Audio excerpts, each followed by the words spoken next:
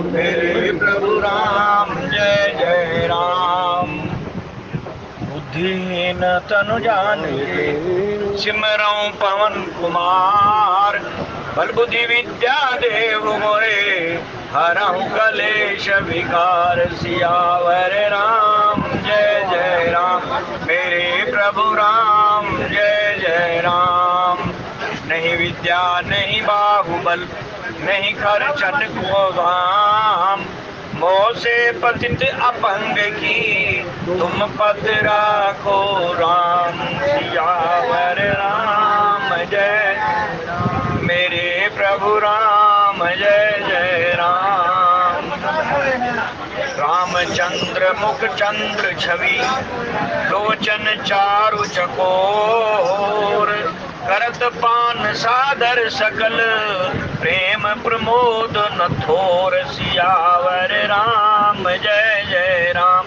मेरे प्रभु राम जय जय राम।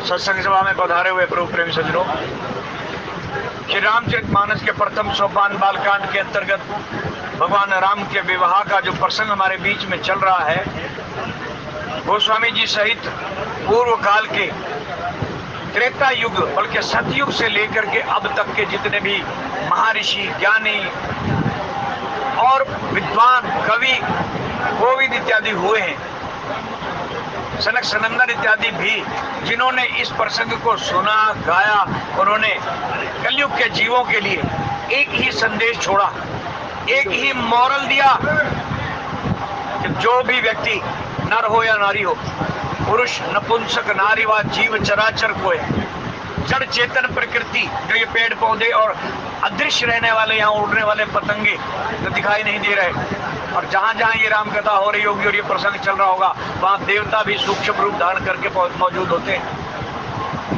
ये ध्यान रखना। और जो व्यक्ति जिस शरीर में वो जीव है जो ध्यान लगा करके सुनेगा, उसके घर में हमेशा मांगलिक कार्य होते रहेंगे, कभी अमंगल कार्य नहीं हो। जो ध्यान लगा करके सुनेगा, लेकिन जो नहीं सुनेगा उस पर भी प्रभु की कृपा तो बनी रहेगी, लेकिन ध्यान से सुनने वाले के मांगलिक कार्य निर्विघ्न संपूर्ण होंगे। ये इस विवाह की पूरी प्रक्रिया की फलश्रुति है। विवाह की प्रक्रिया हमने देखी, भगवान राम ने जो कल्पों में एक बार पूर्ण अवतार लेकर के धरती पर आते हैं और मनुष्य रूप धारण करके नाना प्रकार की लीलाएं और चरित्र करके मनुष्य जाति का मार्गदर्शन करते हैं कि हमें मनुष्य रूप में आकर के करना क्या चाहिए, वो करके दिखाते हैं। हमारी बाल रूप में दिनचर्याएं क्या हो, युवान अवस्था हमारी कैसी हो, ग्रस्त कैसा हो, वानप्रस्थ कैसा हो, और फिर संन्यास कैसा हो, और हमारी मौत कैसे होनी चाहिए, ये सब करके भगवान ने दिखाया। भगवान तो इतने दयालु हैं कि जब कृपा करके धराधाम पर आते हैं, अयोध्या के निवासियों ने यद्यपि भगवान राम के साथ जो कुछ किया, उन्होंने उनको क्षमा दान दिया और आखिरकार उनकी प्रार्थना भी स्वीकार कर ली। उन्होंने कहा कि प्रभु हमारा कलंक कब धुलेगा। बोले आपने प्रभु राम की शरण ले ली, आपने भगवान की शरण ले ली, ऐसी पवित्र नगरी में आपका जन्म हो गया तो कलंक तो आपको लग ही नहीं सकता। ऐसी पवित्र महिमा है उस स्थान की। फिर भी उन्होंने कहा कि प्रभु हमारी इच्छा है कि आप अपने धुरधाम जा ही रहे हो साकेत धाम में, तो हमें भी शरीर सहित ले चलो, इन्हीं शरीरों में हमें शरीर न छोड़ने पड़े। भगवान ने तथास्तु कहा। सरयू नदी में जाकर के भगवान राम, जहाँ राम घाट है वहां पर डुबकी लगाई और उन्हीं के साथ ही अयोध्या के निवासी भी साथ थे। और जैसे ही डुबकी लगाई वापस कोई नहीं निकला, शरीर साकेत धाम को ले गए। भगवान अयोध्या निवासियों की जो है तुलसीदास जी महिमा गाते हुए और इनकी वंदना करते हुए कहते हैं कि मैं अयोध्या निवासियों की वंदना करता हूँ जिन पर राम की कृपा अति अति अति है। इतनी कृपा कि जिन्होंने उनके साथ वनवास इत्यादि देने में भूमिका निभाई या नहीं निभाई, या सीता जी को वनवास देने में चुप रहे, शांत रहे, ऐसे लोगों को भी मेरे राम की कृपा इतनी हुई जिसकी गिनती नहीं हो सकती। उनको भी अघोग नसाए, उनके भी पाप माफ कर दिए, उनको भी क्षमा दान दे दिया, उनको भी अपने साथ अपने धाम ले गए। ये उस राम की लीला है, ये उस राम का विवाह है। अभी पिछले प्रसंग में हमने सुना कि जब ब्रह्मा जी को भी वहम हो गया कि ये रचना तो मेरी है ही नहीं, तो जगत गुरु, त्रिभुवन गुरु तुम वेद बखाना, उस गुरु ने इस अंधेरे को दूर किया था और वो गुरु थे भगवान शंकर। उन्होंने कहा था कि ब्रह्मा जी कहाँ भूल रहे हो, देवताओं सहित आप किस विवाह की बात कर रहे हो? ये विवाह वो नहीं है जो आपकी रचना के अंदर हो, या आपकी रचना से पहले का विवाह है। और ये उस रचनाकार का विवाह है जिसने तेरे जैसे पल पल में करोड़ों ब्रह्मा का निर्माण किया और फिर अपने अंदर लयलीन कर लिया, पल पल में। एक संत तो यहाँ तक लिखते हैं कि हम जितनी पलकें झपकाते हैं ना, जितनी देर में पलक झपक करके वापस खुलती है, इतनी देर में कई ब्रह्मांडों की रचना हो जाती है। ये वो राम है। इस राम की महिमा हनुमान जी से सुनिए। रामायण में तो कई जगह जिक्र है। मंदोदरी ने किया है रावण के सामने, हनुमान जी ने किया है रावण के सामने, अनेकों ने राम के उस स्वरूप का, दिव्य स्वरूप का वर्णन किया है। यद्यपि लीला दशरथ के पुत्र के रूप में कर रहे हैं, मनुष्य रूप में कर रहे हैं, लेकिन उनकी दिव्यता का वर्णन अनेकों स्थानों पर, अनेकों संतों, महात्मा और मनीषियों के द्वारा आया है। हनुमान जी से जब पूछा क्या लंकेश कवंत है कीसा, है बंदर तो बता है कौन? बंदर, जबकि वो नहीं पहचान पाया, उसके अंदर की आंख बंद है, जिसको वो बंदर समझे बैठा है, ये उसी का गुरु है। भगवान शंकर का 11वां रुद्र है, उसका अवतार है, और इसको बंदर नजर आ रहे हैं। तो हमारी जब तक अंदर की आंख नहीं खुलती भैया, हमें अपने माँ बाप, गुरु, बड़े बुजुर्ग जो है ना, वो माँ बाप के रूप में नजर नहीं आते, वो हमें अपने ऊपर बोझ नजर आते हैं। गुरु भी हमें अपने जो है औपचारिकतावश गुरु धारण करना है, क्योंकि ऐसा कहा गया है, इसलिए कर लिया, वरना हम गुरु की महिमा जानते ही नहीं। गुरु है क्या?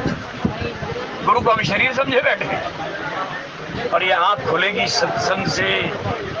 जब तक हम निरंतर सत्संग से नहीं जुड़ेंगे, तब तक विवेक जागृत नहीं होगा। खाली नाच गा करके, ठुमके ठुमका करके ये इतिश्री कर लेना ही सत्संग नहीं है।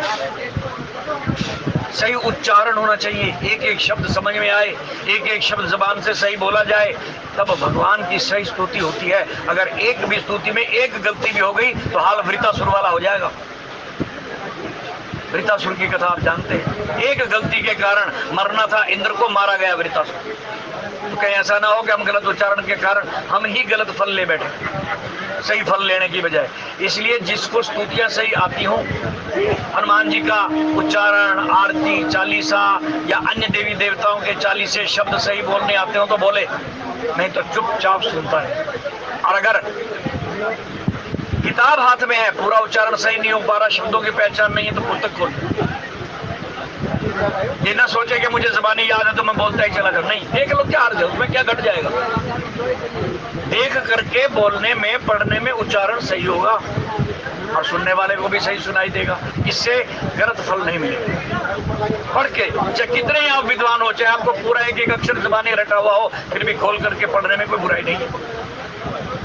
जितने विद्वान, ब्राह्मण, वेद पाठी, ज्ञानी, ये जब कथाएं सुनाने बैठते हैं, ये भी अपने सामने जो है पुस्तक खोल लेते हैं। श्री गुरु ग्रंथ साहिब जी का एक एक अंग याद रखने वाले सुखमनी साहब जिनको ज़बानी याद है, वो भी खोल करके पढ़ते हैं। इसमें कोई बुराई नहीं, बल्कि अपनी न्यूनता, अपनी निम्नता, अपने आप को नीचे तल पर लाना है, अपने अहंकार को खोना है। और जब तक अहंकार है कि मैं तो ये सब मुझे आता है, मुझे क्या जरूरत है सुनने की, पढ़ने की, जब तक ये अहंकार मन से नहीं जाएगा तो यह अंधेरा तो अंदर छाया हुआ है। और जब तक हम तम के मोह निशा जग सोवन हारा, जब तक इस मोह के अंधकार में हम सो रहे हैं, हमारी अंदर की आंख बंद है, तो हम ये सोचो कि हम राम की लीला सुन नहीं रहे, केवल औपचारिकता निभा रहे। आज ये लीला करके प्रभु राम ने जान कि हमने बाल लीलाओं का आनंद लिया, उनको अनुसरण करना चाहिए। पढ़ने के बाद हृदय में उतारो, घर में बच्चों को समझाओ कि भगवान की बाल लीलाओं के अंदर क्या क्या समझाया गया। फिर पढ़ना, ज्ञान अर्जित करना, फिर धनुष भंग लीला, और फिर अब विवाह। विवाह की लीला शुरू से विस्तार से गोस्वामी जी इतने दिनों से सुना रहे हैं। कितने दिन हो गए इस विवाह के प्रकरण को चलते हुए, और अभी भी आगे चलेगा। एक एक अंग पर विशेष प्रकाश डाला गया है कि हमारी विवाह की रीतियां क्या होनी चाहिए, गुण रीति कैसी होनी चाहिए, बारात में चलने वाले बाराती कैसे होने चाहिए। हमें तो अभी तक बारात में चलने का ढंग ही नहीं आया।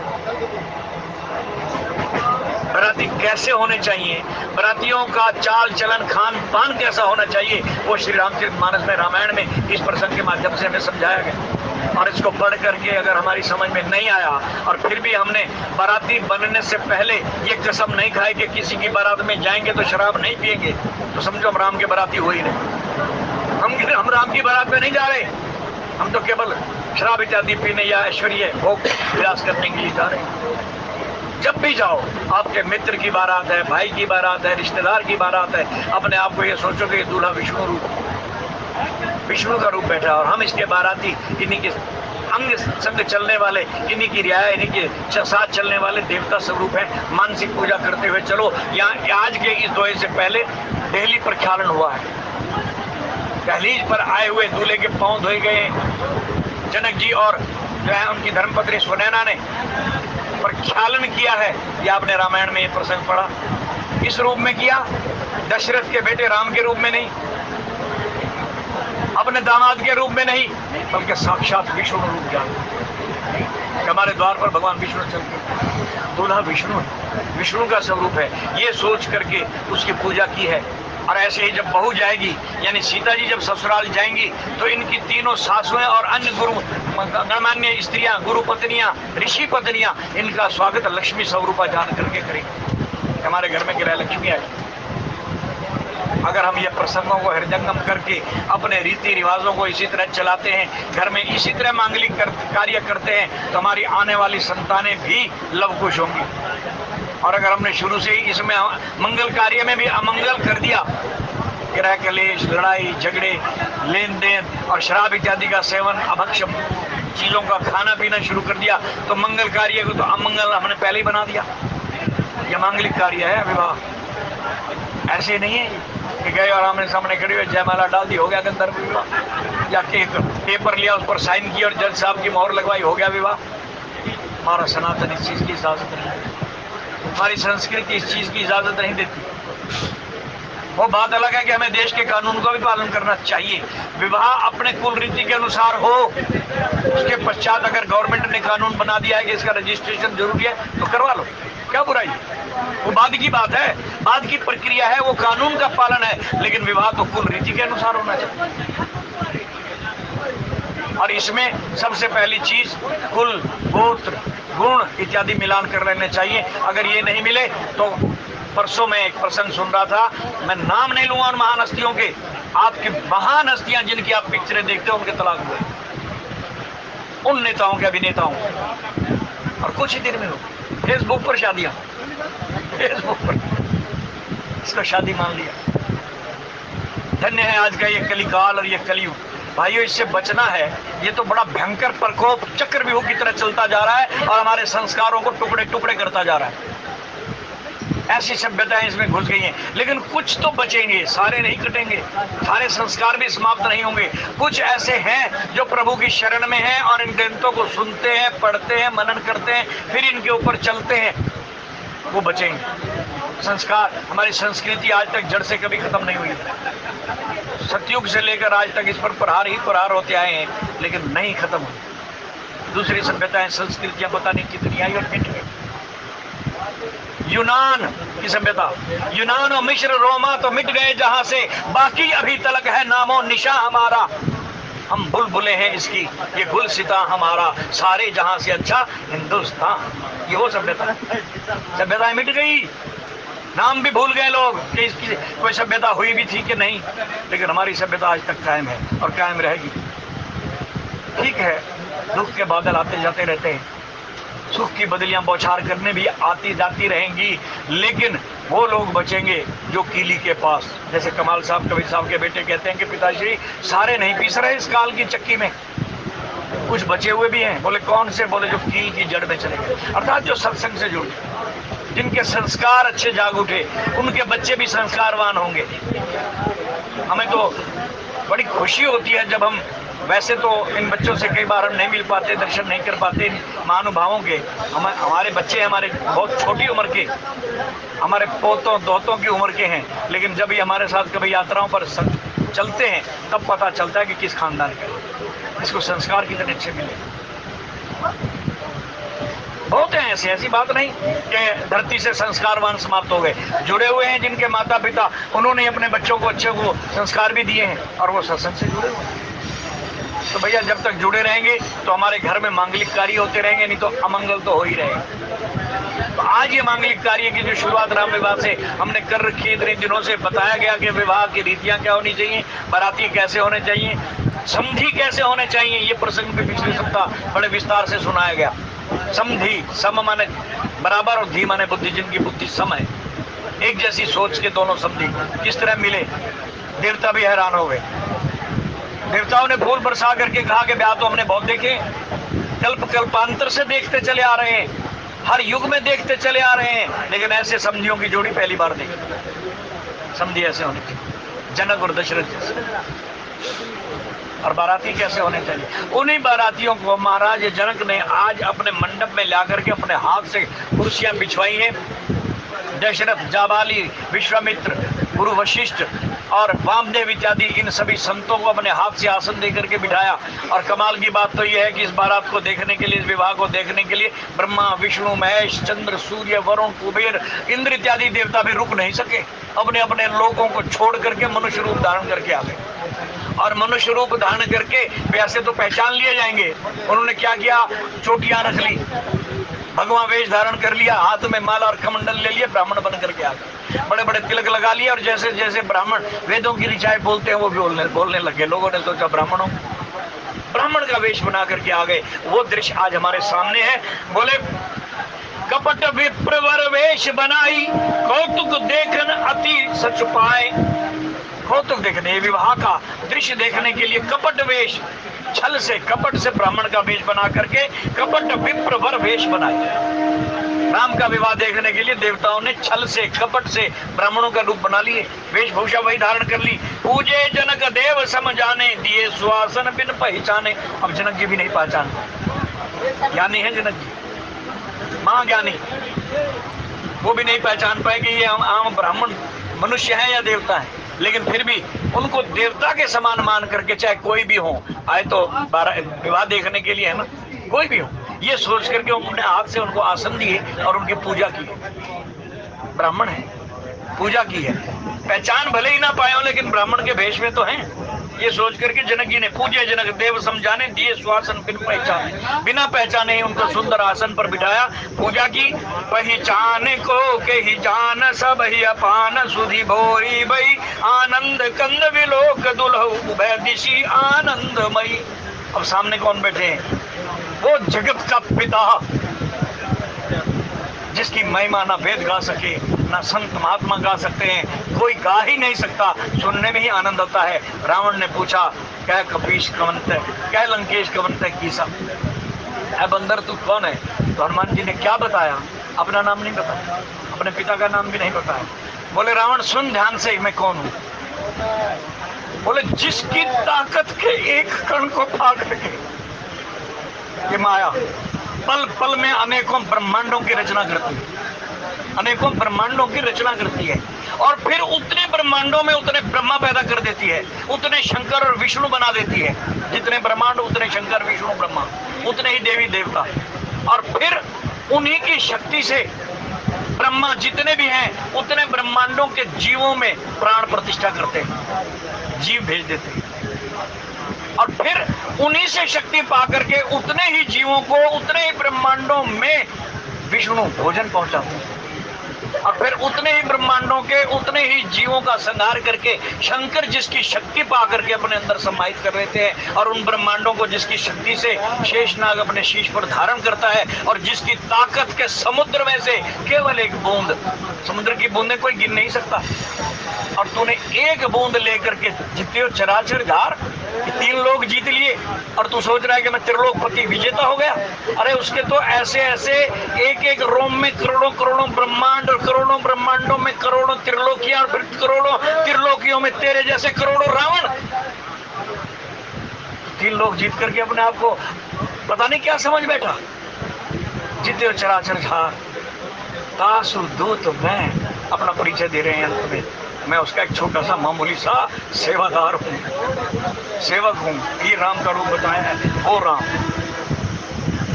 मैं उसके चरणों का छोटा सा सेवक हूँ, सेवादार हूँ। जासु हर आन जो प्रिय नार, जिसकी फिर अंत में इशारा भी कर दिया, जिसकी नारी का अपहरण करके तो चोरी से लाया है और अपने आप को त्रिलोक विजेता कह रहे हैं। शर्म आनी चाहिए था, जिसके सामने नहीं जा सका, चोरी से हर लाया, मैं उसका दास हूं। ये हनुमान जी ने परिचय दिया। ये है निम्रता, आजीजी। ये नहीं कहा कि मैं पवन देव का पुत्र हूं और अयोध्या नरेश राम का दास हूं या सेवक हूं या उनका सेनापति हूं, ऐसा कुछ नहीं, बल्कि अपना परिचय एक मामूली दास के रूप में दिया। किसका दास? जिसकी इतनी बड़ी महिमा गा दी। मंदोदरी ने भी इतनी बड़ी महिमा गाई है। आज उस राम का विवाह है। वो राम यहाँ आज दूल्हा के रूप में है। शंकर भगवान ने भी बताया, कहेंगे दशरथ पुत्र राम का विवाह नहीं है, ये तो एक लीला है, एक नाटक है, एक एल्बम दिखाई जा रही है तुम्हें। विवाह तो अलौकिक पहले ही हो चुका। उस अलौकिक विवाह की लौकिक प्रक्रिया है ये, लौकिक एल्बम है ये। इसलिए जनी अचरज भुलाऊ, शिव समझाए देव सब, जनी अचरज भुलाऊ, हृदय विचारो धीर धरी सिय रघुवीर विवाह। ये उस रघुवीर का विवाह है जो जब अभी महाराजा रघु का जन्म भी नहीं हुआ था, तुम्हारे जैसे पैदा भी नहीं हुए थे, ब्रह्मा विष्णु महेश की भी रचना नहीं हुई थी। ये तब का विवाह है जो इस लोक का है ही नहीं, त्रिलोकी का भी नहीं, ब्रह्मलोक से भी ऊपर जो साकेत लोक है जहाँ निरंतर वो निवास करते हैं, पार ब्रह्म परमेश्वर निरंजन निराकार, ये उसका विवाह है। तो तुम्हें कहां से दिखाई देगी ये रचना? तुमने तो 3 लोगों की रचना की है और तीनों लोगों में जो कुछ तुमने बनाया है वही तो दिखाई देगा, लेकिन ये तीनों लोगों से भी ऊपर के स्वामी की रचना है, उसका विवाह है। ये शिव ने भी समझाया, हनुमान जी ने भी समझाया और आगे मंदोदरी भी रावण को समझाती है। 6 बार उसके पैर पकड़ करके और अपनी चुनरी उसके पैरों में रख करके समझाती है, पूरे सुंदरकांड से लेकर लंका कांड तक, और आखिरकार वो हठी मानता। ये उस राम का विवाह है भाई। उस राम के विवाह की जो रीतियां हैं, जिस तरीके से उन्होंने करके दिखाया है, ये मौके बार बार नहीं मिलते।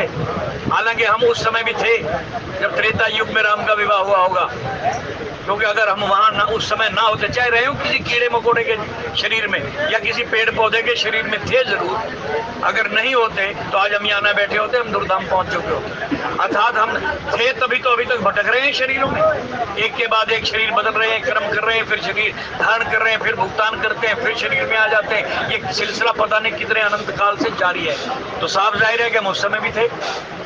उस समय भले ही हमें विवाह देखने का मौका मिला हो या ना मिला हो, लेकिन आज जो प्रसंग हमारे सामने, इसको अगर हम ध्यान से सुनेंगे तो अपने आप को विवाह में इन्वॉल्व हो पाएंगे।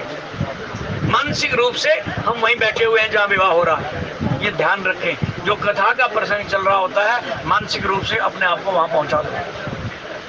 हनुमान चालीसा पढ़ रहे हो तो ध्यान हनुमान में रहे, इधर उधर न भटके। कोई आरती पढ़ रहे हो तो ध्यान उस भगवान के अंदर है, जिसकी उस देवता के अंदर है जिसकी आरती पढ़ रहे हो। कोई उच्चारण भी गलत रहा और मानसिक रूप से उसकी मूर्त यहाँ तीसरे तिल पर आ जाए, 10वें द्वार पर आ जाए और अंदर उसका ध्यान धरते हुए जुबान से आरती गा रहे हो, ध्यान उधर रहना चाहिए। ये बड़ी अच्छी सुंदर सदगुरुओं ने प्रक्रियाएं बताई हैं मानसिक पूजा, और आज इसी प्रक्रिया का पालन राम कर रहे हैं। राम ने भी यही प्रक्रिया अपनाई है मानसिक। क्या कह रहे हैं? बोले पहचान को कही जान सब ही अपान सुध भोरी भई। अभी लिखा ना जनक जी नहीं पहचान पाए इन देवताओं को, तो फिर गोस्वामी जी ने छंद लिखा, कह लगे पहचाने भी कैसे? कौन पहचाने, किसको पहचाने? किसी को अपनी शुद्ध बुद्धि नहीं रही। पहचानेगा तो जब अपना ख्याल रहेगा, अपनी पहचान। जब अपनी पहचान ही भूल गए तो दूसरे को क्या पहचानेंगे? तो इसलिए उन देवताओं को कोई पहचान नहीं सका। महाज्ञानी जो है तत्ववेता परम हंस बैरागी जनक भी नहीं पहचान। क्यों? क्योंकि सामने जिस मूर्त के अंदर उसका ध्यान लगा हुआ है, उसको छोड़ करके इधर उधर उसका ध्यान जाए नहीं। और मूर्त कौन सी? जिसका मैंने अभी जिक्र किया। अयोध्या जाएं या किसी और मंदिर में जाएं, बाकी बिहारी के मंदिर में जाएं, राधा जी के मंदिर में जाएं, अपने किसी भी इष्ट देव के मंदिर में जाएं, घर में सिमरन करने बैठे तो मानसिक ध्यान होना चाहिए। मन में उसकी तस्वीर हो सतगुरु की, जिससे आपने नाम लिया है। आमने सामने बैठ करके नाम की प्रक्रिया हुई, नाम का रहस्य समझाया गया गुरु के द्वारा, नाम का भेद बताया गया, नाम उच्चारण की विधि बताई गई। उसकी मूर्त तो ध्यान में रख सकते हो, क्योंकि उसको तो आपने देखा है। जब उसके ऊपर हमारी आंतरिक मानसिक दृष्टि टिक जाएगी तो ध्यान रखो कि जिस नाम का आप उच्चारण कर रहे हो वो नाम ही भी आ जाएगा। गुरु ने आपको राम का नाम जपने के लिए दिया, कृष्ण का दिया, कोई भी नाम दिया, भगवान के करोड़ों नाम है, कोई भी नाम गुरु ने दिया है वो उसका सिद्ध किया हुआ नाम है, वही नाम देता है। वरना नाम तो किताबों में भी बहुत लिखे हुए। किताब पढ़ करके नाम का सिमरन कर लेने से भले ही मन थोड़ा सा शुद्ध हो जाता होगा, लेकिन इष्ट देव की प्राप्ति नहीं होती, लक्ष्य की प्राप्ति नहीं होती। मन मोटिवेट हो सकता है, क्योंकि किताब में नाम की महिमा है, नाम नहीं। किताब में राम की महिमा है, राम नहीं है। गुणगान गाए गए हैं, हमें इन्हीं गुणों को सुन करके मानसिक रूप से अपने अंदर राम को बिठा करके मन में धारण करके उसकी पूजा करनी है। विधिवत उसके सिमरन के अंदर अपने ध्यान को लगा देना है। अंदर से जो हमारे नाभि से उठती हुई ये आवाज, जो आवाज हमारे मुंह से निकल रही है, ये बैकरी वाणी है। जो कंठ से निकलती है और होंठ बंद होते हैं, ये मध्यमा होती है। और जो नाभि से हिलोर उठती है, वो परा और पश्चंतु नाम की ये 4 वाणियां हैं, उठती नाभि से, और ये उठती हुई मुंह के जरिए बाहर आती है। तो हमने इस प्रक्रिया के द्वारा अपने ध्यान को उस इष्ट में लगाना है जिसको हम मानते हैं, क्योंकि कोई भिन्न भेद नहीं है। द्वैत भाव खत्म हो जाए। ये मत सोचो कि मैं शंकर का ध्यान क्यों करूं, मैं तो विष्णु का पुजारी हूँ। मैं कृष्ण का ध्यान क्यों करूं, मैं तो राम का पुजारी हूँ। सब एक है भाई, सब एक है। ये द्वैत मन से हटा दो, तब आपका मन साफ हो जाएगा। राम, कृष्ण, शिव, विष्णु, माता वैष्णवी, आपके सतगुरु और जिस भी इष्ट देव को आप मानते हैं, कोई भेद है ही नहीं। एक को है भाई, एक को है। गुरुवाणी कह रही एक को है, सब एक है। नाम रूप रंग अलग अलग होंगे, समय स्थान के अनुसार उसने अलग अलग जगह पर अवतार लिए। कभी वो कछुए के रूप में आ गया, तो कभी मछली के रूप में, कभी नरसिंह बन करके, कभी सूअर बन करके, कभी राम बन करके, कभी कृष्ण। हर युग में हर समय पर अलग अलग रूप धारण किए है एक। इस बात का प्रमाण चाहते हो तो उत्तरकांड पढ़ लेना। इसी रामायण में रामचरितमानस का 7वां सोपान उत्तरकांड। और काकभूषुंडी जी ने अपनी आंखों देखे ये नजारे बताए।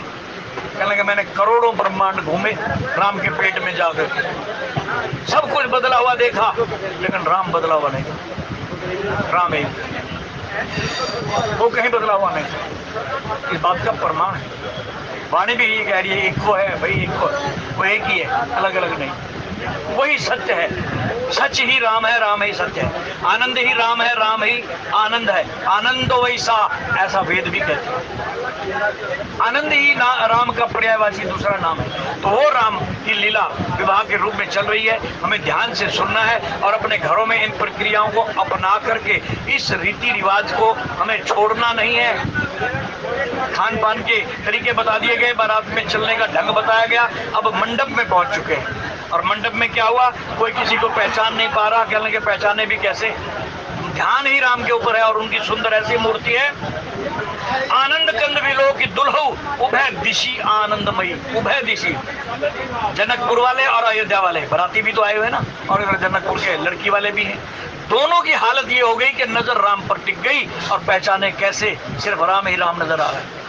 ध्यान राम में टिका हुआ है। आनंद कंद, क्योंकि वो आनंद का धाम है, आनंद देने वाला है। उस आनंद के धाम को देख करके विलो की दुल्हन उभय दिशी आनंद भाई, दोनों तरफ आनंद ही आनंद छा गया। कोई किसी को पहचाने तो पहचाने कैसे, कोई दूसरा हो तो पहचाना दूसरे को जाता है। यहाँ तो सब राममय हो गया, ऐसी लिव लग गई, ऐसा आनंद छा गया। सुर लखे राम सुजान पूजे मानसिक आसन दिए। और वही बात आ गई कि सबने, किसी ने देवताओं को नहीं पहचाना, जनक भी नहीं पहचान पाए, राम जी पहचान गए। राम जी ने क्या किया, भेद ना खुले इसलिए आंखें बंद करके मानसिक आसन दिया।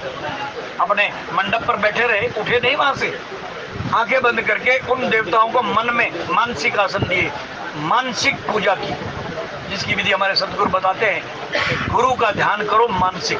घर में बैठे हो तो भी गुरु की मूर्त आगे रख लो, 5 मिनट टकटकी लगा करके उस मूर्त पर ध्यान टिकाओ, फिर अपना आप आंखें झपकती चली जाएंगी, बंद हो जाएंगी, मूर्त अंदर आ जाएगी। फिर सिमरन शुरू कर दो गुरु मंत्र को। फिर अगर मन भटके, क्योंकि मन तो चंचल है, तो भगवान कृष्ण की वो बात याद कर लो। अभ्यास और वैराग्य से फिर काबू आ जाएगा। बार बार अभ्यास करो, ये बार भागेगा। जिस मूर्ति पर, जिस शक्ल सूरत को मन में बिठा करके मानसिक पूजा आपने शुरू करके गुरु मंत्र का जाप किया, वहीं से ये मन फिर खींच लेगा, ये हटाएगा वहां से ध्यान को। लेकिन हमने हार नहीं माननी, हमने फिर उसी मूर्त पर ध्यान टिकाना है। बार बार की ये लड़ाई मन के साथ चलती रहे। इसी को भगवान श्री कृष्ण ने अर्जुन को कहा कि अर्जुन मुश्किल नहीं है, बार बार अभ्यास कर, और संसार से विरक्ति, संसार का ध्यान लाएगा ये मन, बेटी की तरफ, बेटे की तरफ, माँ बाप की तरफ, परिवार की तरफ, व्यापार की तरफ, ये संसार है, इसकी तरफ ये खींचेगा। और तूने बार बार संसार से विरक्ति, वैराग्य, यानी ये संसार मेरा है ही नहीं, इस तरीके से ख्याल को वापस मोड़ना है। सवाल ख्याल की लड़ाई का है, ये ख्याल को बाहर ले जाता है प्रेय के मार्ग पर, और हमने लाना है श्रेय के मार्ग पर। बस यही लड़ाई एक दिन हम जीतेंगे, मन हार जाएगा। कृष्ण के लफ्ज़ हैं, अभ्यास और वैराग्य से मन काबू आ जाएगा, और जिस दिन आ गया काबू में, उस दिन काम बन गया। फिर तो कोई ताकत ही नहीं कि मन को बाहरमुखी बना दे। फिर तो पत्ते पत्ते में, यहाँ तक के नामदेव की तरह कुत्ते में भी राम नजर आएगा, हर जीव में राम नजर आएगा। वो अवस्था हो जाएगी। लेकिन अभ्यास और वैराग्य जरूरी है। निरंतर नित्य नेम बना लो कि हमने आधा घंटा, पौना घंटा, 1 घंटा, 1.5 घंटा रोज बैठना ही बैठना है। ध्यान लगाना है, गुरु मंत्र का जाप करते हुए गुरु के इष्ट के स्वरूप पर ध्यान टिकाना है। वही मानसिक पूजा आज भगवान राम करके दिखा रहे हैं। क्या कह रहे हैं? बोले सुर लखे राम सुजान। राम जी ने सब देवताओं को पहचान लिया और पूजे मानसिक आसन दे। मानसिक आसन, मन में उनको अपने ठिकाना दे दिया कि आपका मैं स्वागत करता हूँ, आप मेरे मन में बैठा। आप रात को सोने से लेकर सुबह उठने तक की क्रिया में ये सोचो कि मैं अकेला नहीं हूँ। आप सो रहे हो, थोड़ी देर के लिए गुरु मंत्र का जाप करते हुए सो। रात को नींद भी आ जाएगी, सपने भी आएंगे, तो भी जाप चलता रहेगा, क्योंकि जिसका नाम लेकर के आप सो रहे हो वो आपके साथ है।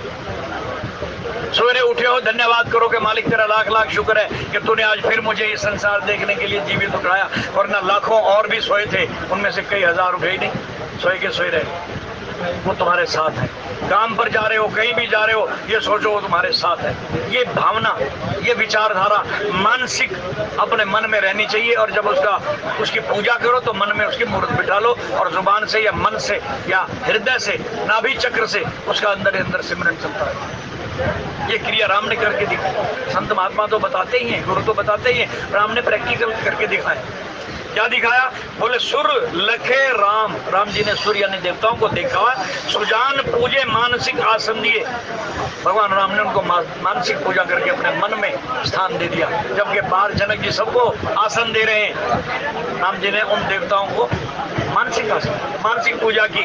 अवलोकशील स्वभाव प्रभु को विबुध मन प्रमोदित भय। भगवान के इस गुण को, इस स्वभाव को, नेचर को देख करके विबुध जो है देवता बड़े प्रसन्न। जिस घर पर देवताओं की प्रसन्नता होगी, उनके ग्रह तो सारे ही उल्टे हो गए। उल्टा ग्रह तो कोई हो नहीं सकता। उसके घर में कोई भी ग्रह अपना असर नहीं डालेगा, चाहे वो शनिदेव ही क्यों ना हो, या और भी कोई खराब ग्रह चल रहा है, बुरे टाइम चल रहा है, वो टल जाएगा। तो आज रामचंद्र मुख चंद्र छवि, लोचन चारु चकोर, करत पान सादर सकल, प्रेम प्रमोद न थोर, सियावर राम जय जय राम, मेरे प्रभु राम जय जय राम। मंडप में भगवान राम बैठे हुए हैं, और जितनी प्रजा वहाँ खड़ी है, चाहे वो बाराती है या लड़की वाले हैं या जनकपुर के निवासी हैं, अयोध्या के निवासी हैं, सब टकटकी लगा करके राम के चेहरे को देख रहे हैं, पलक नहीं झपक रही। कैसे देख रहे हैं? बोले जैसे चंद्रमा आकाश पर उदय होता है और चकोर उसकी ओर नजर गाड़ देता है, तो वो अपनी गर्दन को घुमाता नहीं, बल्कि पीछे की तरफ अगर चांद आधी रात के समय उसके सिर पर भी आ जाए ना, तो वो गर्दन को ऐसे ऊपर कर लेता है, शरीर को नहीं घुमाता।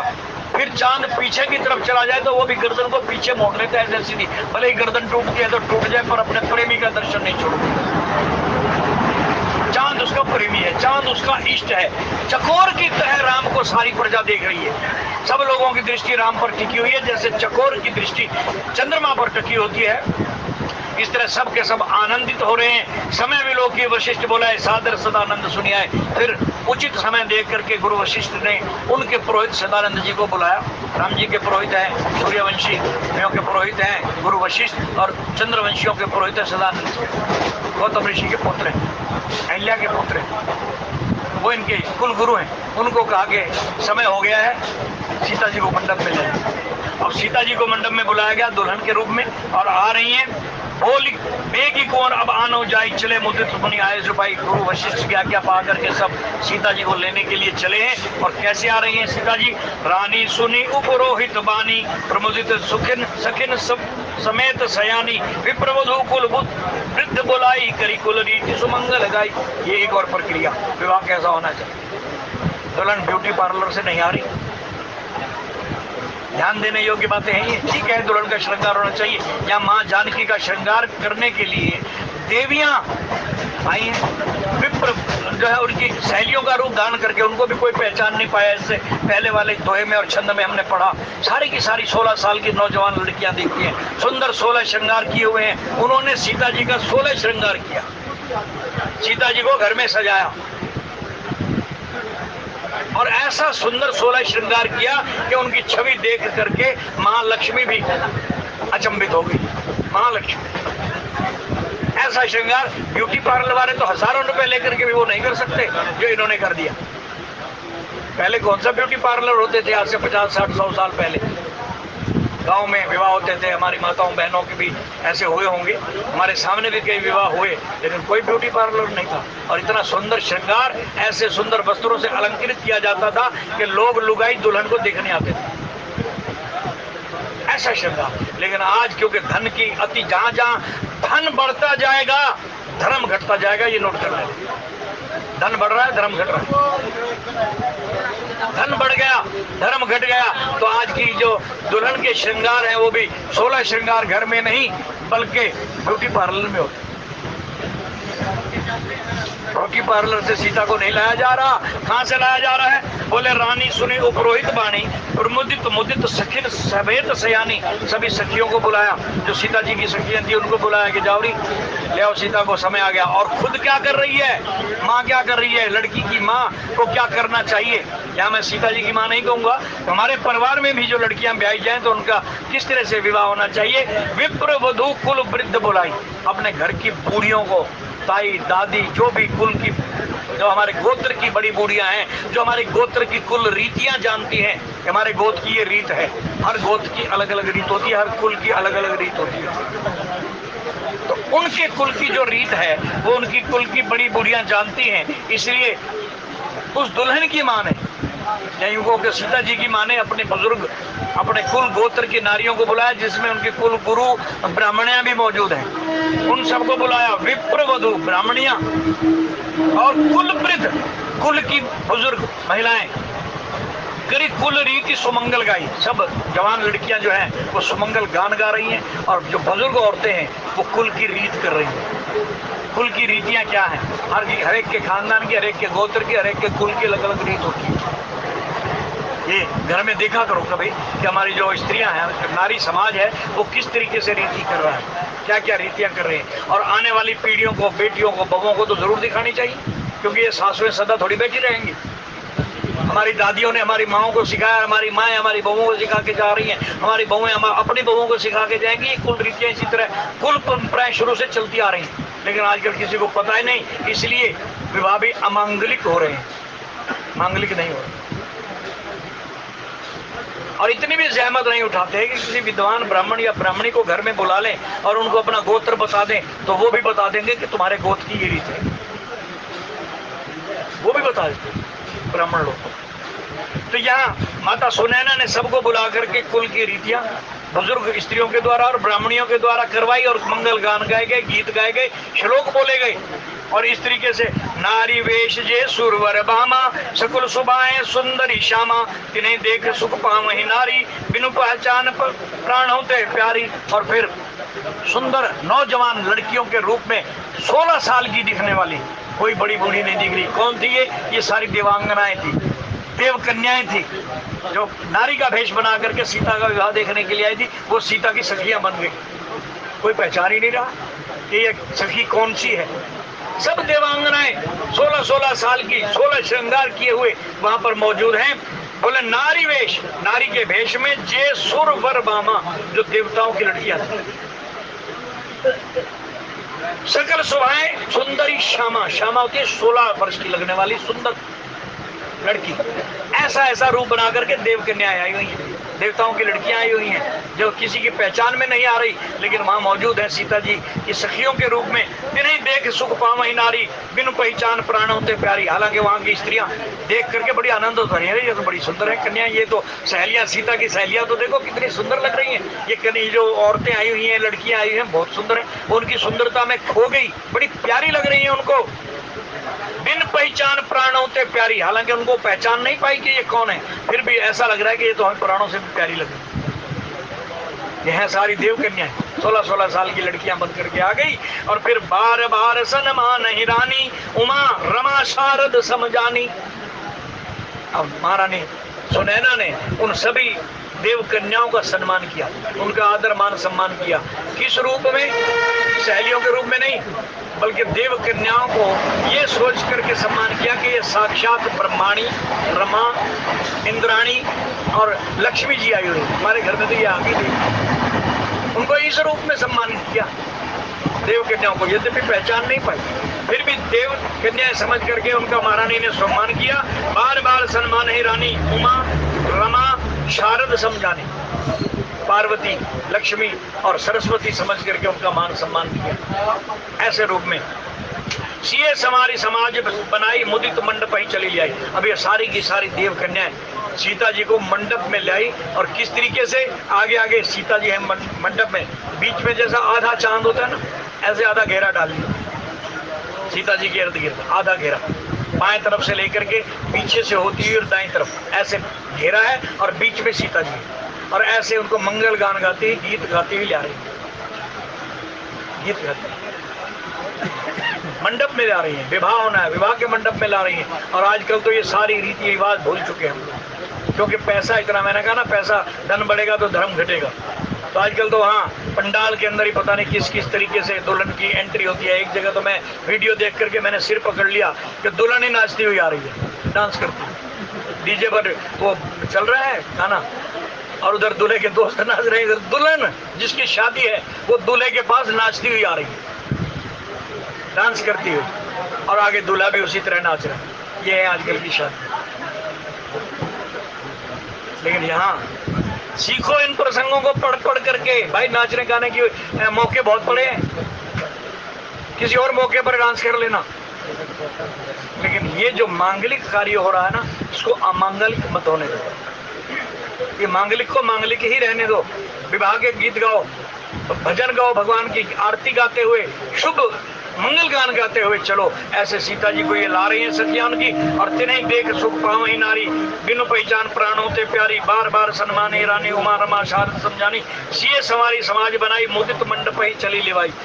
प्रसन्न मुद्रा से गीत गाती हुई, ब्याह के गीत, धार्मिक गीत ऐसे गाती हुई वो मंडप बना करके, अर्धचंद्राकार मंडप बना करके सीता जी को ला रही हैं मंडप की ओर। चली लाई सीता ही सखी सादर, सजी सुमंगल भामनी। सारी की सारी भामनी यानी स्त्रियां सजी सजाई संवरी, 16 साल की नौजवान सीता जी की उम्र की लगने वाली ऐसी सखियों के रूप में वो देव कन्याएं मंगल गान गाती हुई, ब्याह के सुंदर गीत गाती हुई, मंगलाचरण करती हुई, वेदों की ऋचाएं गाती हुई उसको साथ लेकर के आ रही। चली ले आई सीता ही सखी, वो सखियां ये तो देव कन्याएं वो भी हो गई, और साथ में सीता जी की अपनी सखियां भी शामिल हैं जो जनकपुर की हैं, जो सीता के साथ बचपन से खेली, वो भी सबकी सब सीता जी को ला रही हैं। सजी सुमंगल भामनी, सजी सजाई वो नौजवान लड़कियां सीता जी को लाई। बोले नव सप्त साजे सुंदरी, सब मत कुंजर गामनी। कैसी चल रही है? नव सप्त, नव माने 9, सप्त माने 7। 9 और 7 कितने हुए? 16। 16 साल की हैं और 16 श्रृंगार किए हुए। नारी के श्रृंगार 16 प्रकार के बताए गए हैं। मंगलसूत्र, टीका, बिंदी, चूड़ियां और चूड़ा, और फिर करघनी, पाजेब, नथनी, ये सब मिलाकर के 16 श्रृंगार हैं। बिंदी, तो 16 के 16 श्रृंगारों से सजी हुई नव सप्त साजे, 16 श्रृंगारों से सजी हुई सुंदर कन्याएं, सब भक्त कुंजर गामनी। सब दौड़ नहीं रही, डांस करती हुई भी नहीं आ रही, बल्कि धीरे धीरे गान मंद मंद चलती हुई मंगल गान गाती हुई मत कुंजर गामनी। कुंजर कहते हैं हाथी को, और हाथी जब चलता है तो मस्त चाल से चलता है, भागता नहीं है। ऐसे धीरे धीरे धीरे धीरे मस्त हाथी की चाल से चलती आ रही हैं और मंगल गान ब्याह के गीत गाती हुई आ रही हैं। कल गान सुने मुनि ध्यान त्यागे, काम को खिलराजे। अब उनके गीत सुन करके ब्रह्मांड के अंदर क्या हुआ, जहां तक उनकी आवाज आ रही है, और जो ऋषि मुनि जो कभी अंतर्मुखी से बाहरमुखी ही नहीं होते, जिनका ध्यान हमेशा अंदर जो है ब्रह्म के अंदर लगा रहता है, उनका ध्यान भी भंग हो गया। इनके मंगल गान सुन सुन करके ध्यान भंग हो गए मुनियों के, ऋषियों के, और वो उनके कान इनके मंगल गान की तरफ लग गए, वेद की ऋचाएं सुनने लग गए। कल गान सुनी मुनि ध्यान जागे, मुनियों के ध्यान हट गए। मंगल गान सुनते सुनते, गीत सुनते सुनते वो मुनि लोग भी इनके इन सुंदर मांगलिक गीतों को सुनने लगे। अब आज के ब्राह्मण या मंगल गान या हमारे ऋषि मुनि या बड़े बूढ़े, आप देखिए आपके डीजे पर जो बज रहा होगा उनकी समझ में ही नहीं आ रहा कि बोल क्या रहे हैं, क्या बोल रहे हैं। तो वो क्या करते हैं, वो एक तरफ जाकर के बैठ जाते हैं क्योंकि उनको आनंद ही नहीं आ रहा। लेकिन यहाँ तो मुनियों के ध्यान छूट गए भाई। मंडप के अंदर उन 16 वर्षीय सीता जी की सखियों के मंगल गान सुनते सुनते ध्यानियों का ध्यान छूट गया। ऐसे सुंदर उसमें जादू था, ऐसे मंगलिक गान थे, जो मंगलकारी बातें थी उनके अंदर। और फिर काम कोकिल लाजहीं, कामदेव की कोयलें बड़ी सुंदर गान गाने वाली, उनकी आवाज बड़ी सुंदर होती है। कामदेव की जो कोयलें स्वर्ग में बोलती है ना, तो उनकी आवाज सुन करके देवता भी मोहित हो जाते हैं। तो यहाँ इनकी आवाज सुन करके, इनके गीत सुन करके, सीता की सखियों के गीत सुन करके कामदेव की कोयलें भी चुप हो गई। ये तो हमारे से भी ज्यादा सुंदर गा रही, इनका गला तो हमारे से भी ज्यादा अच्छा है, इनकी लय तर्ज और एकदम मिल करके गाना, किसी का स्वर ऊपर नीचे नहीं हो रहा। कोई अगर पंचम सुर में बोल रही है तो सारी की सारी पंचम सुर लगा रही है, कोई तीसरा सुर लगा रही है तो सारी की सारी उसी सुर में बोल रही है। इस तरह की सुर और ताल के अंदर मंगल गान गाती हुई इन सखियों के गान को सुन करके कामदेव की कोयलें भी शर्मा गई और मुनियों को ध्यान भंगी हो गए। बोले मंजीर नूपुर कलित कंकन ताल गति बर बाजहीं। और फिर उनके साथ साथ जहाँ वो गीत गा रही हैं वहाँ बज क्या रहा है, बोले पाजेब की आवाज, करघनी जो कमर पर बांधते हैं ना, करघनी, उनके ऊपर वो घुंघरू भी लटके होते हैं, उनकी आवाज। फिर मंजीर नूपुर पायल और कलित कंकन, हाथ के कंगन, जब वो चलती हैं गाती हुई तो हाथों के कंगन आपस में खड़कते हैं, उनकी आवाज।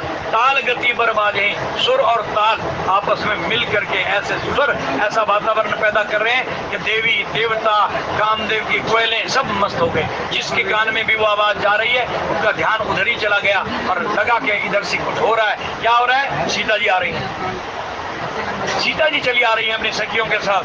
सोहित बनीता वृंदमहु सहज सुहावनी सी है, छवि ललना गण मध्य जनो सुषमाती है कमनीय। आती हुई लग कैसे रही है, बोले मानो साक्षात महारानी शोभा स्त्री का रूप धारण करके अपनी सखियों सुषमा इत्यादि सखियों के साथ सुशोभित होकर के मंडप की ओर आ रही हैं। ऐसा सीता जी का मंडप में आने का दृश्य गोस्वामी जी ने प्रस्तुत किया है। और मंडप में आने के बाद सीता जी कैसी लगेंगी, जोड़ी कैसी लगेगी और आगे की विवाह की रीतियां क्या होंगी, ये आने वाले वक्ताओं से हम सुन पाएंगे। अब वाणी को ये विश्राम, चिट्ठी को ये क्षमा। बोलिए राजा रामचंद्र महाराज की।